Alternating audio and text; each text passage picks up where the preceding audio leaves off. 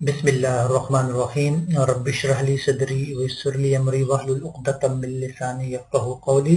अस्सलाम वालेकुम साथियों, ऑब्जेक्ट ओरिएंटेड प्रोग्रामिंग के सिलसिले में आज का टॉपिक हम जिक्र करेंगे फंक्शन ओवरराइडिंग के बारे में। ठीक है जी, फंक्शन ओवरराइड किसे कहते हैं, तो what is a function override, तो गौर से सुने। शुरू करने से पहले गुजारिश ये है, जैसे मैं अक्सर करता हूँ, कि मेहरबानी होगी अगर आप मेरे चैनल को सब्सक्राइब कीजिए, मेरे वीडियोस को लाइक कीजिए ताकि मेरी हिम्मत अफजाई हो, ताकि अच्छी अच्छी वीडियोस मेहनत की से जो बनाई गई हैं, वीडियो जो अपनी तरफ से पूरी मेहनत कर रहा हूँ, तो वो मैं आपके लिए अपलोड कर सकूँ। तो आज हम पढ़ेंगे फंक्शन ओवरराइड के बारे में। ठीक है, तो फंक्शन ओवरराइड किसे कहते हैं, ऊप्स में ये यूज होता है। ओवरराइड आम लफ्जों में किसे कहते हैं जी, ओवरराइड का मतलब है एक के ऊपर जो एक की कीमत है, मतलब एक ही नाम हो किसी का। ठीक है, फंक्शन का एक ही नाम होता है या किसी चीज का एक ही नाम हो, मैं आम अल्फाजों में समझाता हूँ आपको, और उसके ऊपर कोई दूसरा उसके ऊपर कीमत आ जाए, चढ़ जाए उसके ऊपर, मतलब पिछला हाइड हो जाए, पिछली चीज उस पे हाइड हो जाए, छुप जाए, उसे कहते हैं ओवरराइड हो जाना। ठीक है ना, मेरी किताब एक पढ़ी है, अगर मैं उस किताब के ऊपर दूसरी किताब बिल्कुल उसी साइज की रख दूं, ठीक है, तो नीचे वाली किताब ओवरराइड हो गई, हो जाती है। तो इसी का एक यही चीज होती है फंक्शन ओवरराइड में। तो फंक्शन इसकी डेफिनेशन देख लें जरा। The function in child class overrides a function in parent class, यानी कि चाइल्ड क्लास का जो फंक्शन है वो पेरेंट क्लास को ओवरराइड कर देगा, उसको छुपा देगा। If they have the same name, क्योंकि उसका बिल्कुल नाम भी एक जैसा होता है और उसका जो टाइप है यानी कि सिग्नेचर वो भी एक जैसा होता है। ये इसकी डेफिनेशन है फंक्शन ओवरराइडिंग की। दोबारा देख लें, a function in a child class overrides a function in a parent class if they have the same name and type, अगर उसका नाम भी एक जैसा हो, उसकी टाइप भी एक जैसी हो। ठीक है, एक डेफिनेशन ये भी है। दूसरी भी देख लें, the process of declaring member function in derived class with the same name and same signature as the parent class is known as the function overriding. So function overriding allows the user to use same name for calling the member function of different classes. नाम एक जैसा होना चाहिए functions का जब भी function override होगा. When a member function is overridden in the derived class, the object of derived class cannot access the function of the parent class. जब फंक्शन ओवरराइड हो जाता है तो ये याद रखें, जो डिराइव क्लास के जो ऑब्जेक्ट्स हैं, object of the derive class, वो पेरेंट क्लास के को यूज नहीं कर सकते। तो ये ध्यान में रखें। अच्छा, the object of the derive class can not access the function of the parent class, parent class के फंक्शंस को यूज नहीं कर सकते डिराइव क्लास में जो ऑब्जेक्ट्स यूज हो रहे हैं, ये ध्यान में रखें। तो however the function of parent class can be access, हम जो पेरेंट क्लास के जो फंक्शंस हैं आप उसको एक्सेस कर सकते हो। किससे? स्कोप रेजोल्यूशन ऑपरेटर से। स्कोप रेजोल्यूशन ऑपरेटर आपको पता है डबल कॉलन का जो ऑपरेटर होता है, it is called scope resolution operator. ठीक है, तो the function of the parent class can B accessed, parent class के जो फंक्शंस हैं वो हम स्कोप रेजोल्यूशन ऑपरेटर से एक्सेस कर सकते हैं। तो ये आप देखें, ओवरलोडिंग का मतलब होता है फंक्शन ओवरलोडिंग, वो जो ऊपर नजर आ रहा है आपको, एक होता है ओवरराइडिंग। तो इन दोनों में जरा फर्क है, देखें, overriding deal with the two function, overriding दो फंक्शंस पर डील करता है, one in the parent class, एक फंक्शन पेरेंट क्लास में होता है, ठीक है, और जो दूसरा फंक्शन है वो चाइल्ड क्लास में होता है, that have the same name, यानी कि सेम सिग्नेचर, जिसके नाम हो सिग्नेचर एक जैसा होता है। जबकि फंक्शन ओवरलोडिंग जो हो सकता है अगले क्लासेस में हम जिक्र करें, वो डील्स करते हैं मल्टीपल फंक्शन से, यानी कि दो भी हो सकती हैं, 3 4 5, ठीक है, इन द सेम क्लास, लेकिन वो क्लास एक में ही होगा, एक ही क्लास में होगा, सेम क्लास में होगा, विथ सेम नेम, और नाम भी एक जैसे ही होगा, यानी कि एक क्लास में एक से ज्यादा नाम के फंक्शंस होना, ठीक है, लेकिन उसके सिग्नेचर्स टाइप्स अलग अलग हो, उसे कहते हैं फंक्शन ओवरलोडिंग। हो सकता है आगे आए इंशाल्लाह डिस्कस करेंगे। जबकि आज का टॉपिक हम पढ़े फंक्शन ओवरराइडिंग। फंक्शन ओवरराइडिंग का मतलब है कि फंक्शन दो क्लासेस में पाए जाते हैं, एक पेरेंट में और एक चाइल्ड में, लेकिन उसका नाम एक जैसा होगा और उसके सिग्नेचर भी एक जैसे, यानी कि उसका टाइप भी एक जैसा होगा। It is called function overriding. तो मैं इसको प्रोग्राम के जरिए समझाता हूँ। आगे प्रोग्राम की तरफ। वक्त की बचत के लिए मैंने देखिए कोडिंग आपके लिए पहले से कर दी है। तो देखें फंक्शन ओवरराइडिंग का प्रोग्राम है एक छोटा सा। ये देखें पेरेंट एक फंक्शन है, ठीक है, इसमें प्रोटेक्टेड डेटा मेंबर n है। फिर पब्लिक मैंने एक पेरेंट दे दिया, यानी कि ये आपको पता है क्लास का नाम भी एक हो, फंक्शन का नाम भी एक हो, उससे क्या कहते हैं, कंस्ट्रक्टर। ठीक है जी, कंस्ट्रक्टर हो गया। इसमें डेटा मेंबर इंट p है, ठीक है। अब p की वैल्यू n में स्टोर हो गई है। अब इसमें देखिए एक मेंबर फंक्शन है शो, यानी कि n की कीमत प्रिंट कर दे बस, और यहाँ क्लास खत्म, यानी कि यहाँ पेरेंट क्लास खत्म। अब मैंने डिराइव क्लास करनी है, यानी कि डिराइव और पेरेंट क्लास का रिलेशनशिप आपको पिछले लेक्चर में मैंने बताया था। तो पहले डिराइव क्लास लिखते हैं यानी कि चाइल्ड, फिर पेरेंट क्लास लिखते हैं, ठीक है। अब इसमें देखें एक डेटा मेंबर प्राइवेट है, ch प्राइवेट हो गया। पब्लिक इसको मैंने दे दिया, दो फंक्शन है चाइल्ड, इधर पेरेंट था पब्लिक, इधर चाइल्ड मेंबर फंक्शन है, ठीक है। लेकिन इसमें दो आर्गुमेंट्स हैं, ch यानी कि c और m।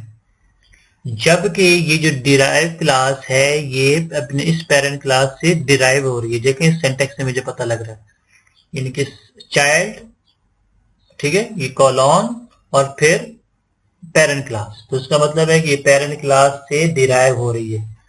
ओके, ये बात समझ आई ना, खुद ही देख रहे हैं, सिंटेक्स से पता लग जाता है। अच्छा, इसमें जो सी है वो ch में स्टोर हो गया। अब इसमें जो फंक्शन है मेंबर फंक्शन वो भी शो है, ठीक है ना। देखिए ये भी शो और ऊपर जो पेरेंट में हो रहा है ये भी शो, तो फंक्शन ओवरराइड हो गया।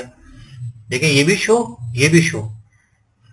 आप अब देखें नीचे, अब ये देखें स्कोप रेजोल्यूशन ऑपरेटर, जैसे मैंने आपको बताया था, ठीक है, कि स्केप रेजोल्यूशन ऑपरेटर का यूज करते हैं। The member function is in derive class.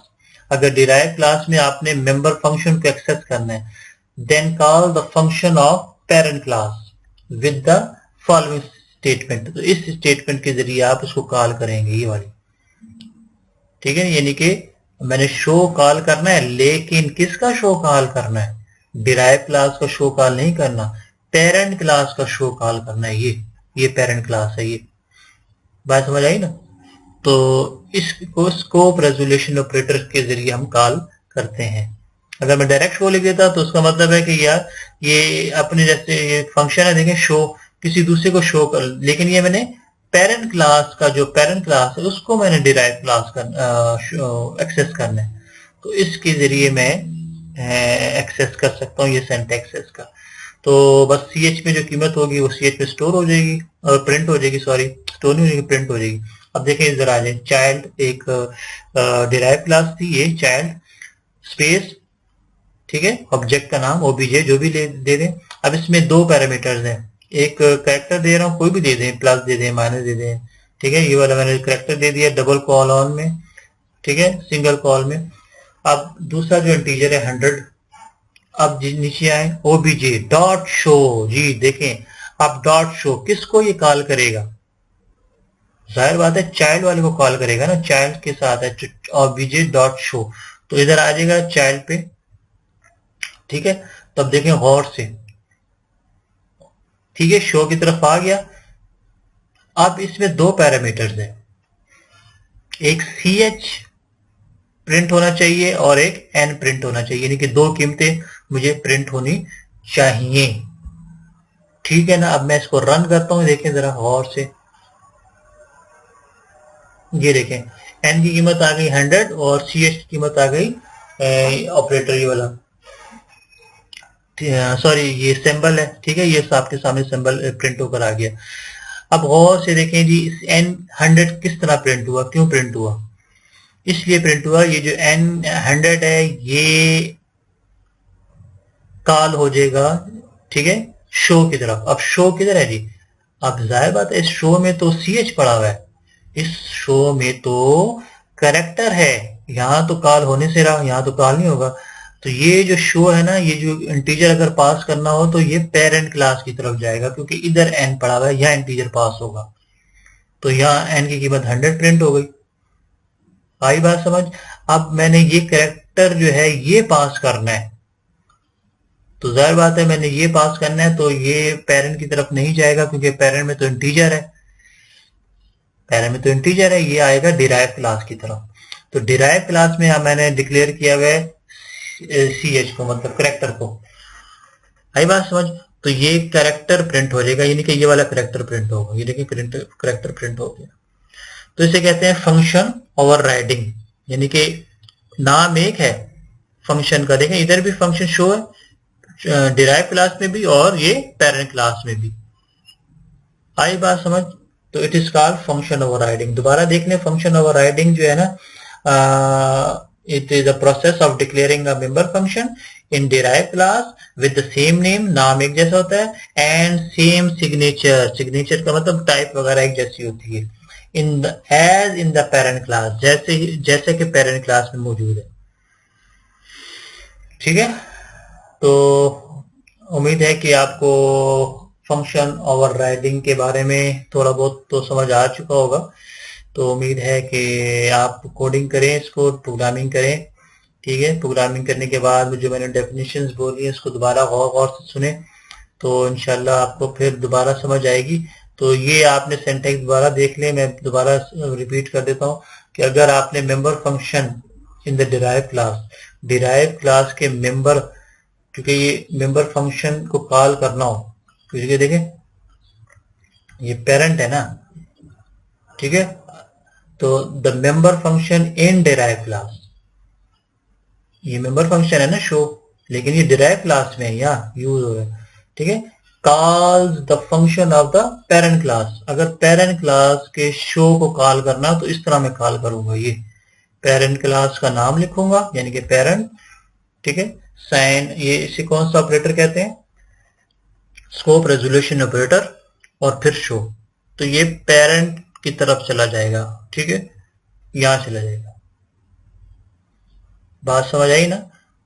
अगर क्योंकि मैंने इंटीजर था ना, इंटीजर मैंने कॉल करना था ना, 100 इंटीजर है, तो देखा उसने यार शो या तो करेक्टर है, ठीक है, तो ये तो करेक्टर है, तो इसने जब पेरेंट की तरफ गया, पेरेंट की तरफ इधर आया, उधर था एन, तो यहां से प्रिंट कर दिया एन।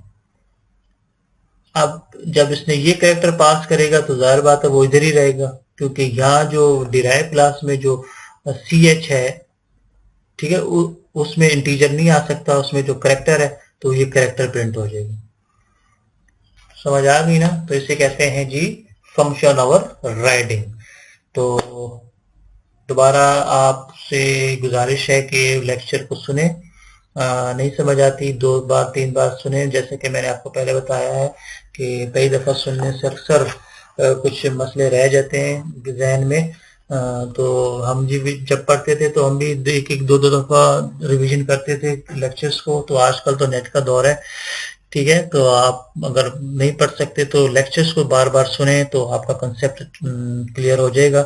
तो उम्मीद है कि अपनी कोशिश मैंने की कि आपको समझाऊं, तो मुझे ज़रूर दुआ में याद रखें। तो इंशाअल्लाह अगले लेक्चर में दोबारा हाजिर होता हूँ। उस वक्त तक के लिए अल्लाह हाफिज़, अस्सलाम वालेकुम।